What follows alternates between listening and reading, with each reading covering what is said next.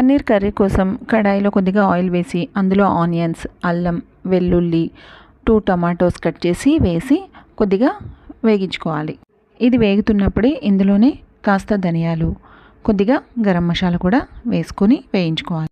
నేనైతే కర్రీకి మొత్తానికి సరిపడేటట్టు పసుపు, ఉప్పు కూడా ఇప్పుడే వేసేస్తూ ఉన్నాను. నేనైతే 100 గ్రామ్స్ పన్నీర్ తీసుకున్నాను. మొత్తానికి సరిపడా ఇప్పుడే వేసుకున్నాను. పన్నీర్ అయితే చిన్న చిన్న పీసెస్గా కట్ చేసుకొని పక్కన పెట్టుకున్నాను.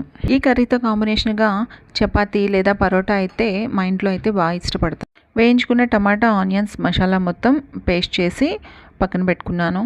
అదే కడాయిలో మరికొద్దిగా ఆయిల్ వేసి షాహీ జీరా, పచ్చిమిర్చి, కరివేపాకు వేసుకొని మిక్సీ చేసి పెట్టుకున్న మసాలా అందులోనే వేసి వేయించుకున్నా కొద్దిసేపు. ఆ తర్వాత కట్ చేసి పెట్టుకున్న పన్నీర్ పీసెస్, కారం కూడా టేస్ట్కి తగ్గట్టు వేసుకొని కొంచెం వాటర్ వేసుకున్నా. ఇది పూర్తిగా చల్లారిన తర్వాత మనకి చాలా దగ్గరకు అయిపోతుంది. సో అందుకని వాటర్ వేసుకున్నాను. ఒక క్యాప్సికమ్ అయితే చిన్నగా కట్ చేసి వేసుకున్నా. కర్రీ మొత్తం అయితే బాయిల్ అయిపోయింది. ఇంకా ఫైనల్గా కొద్దిగా కస్తూరి మేతి వేసుకొని పైన క్రీమ్ వేసుకున్నా. ఈ క్రీమ్తో అయితే చాలా టేస్ట్గా ఉంటుంది.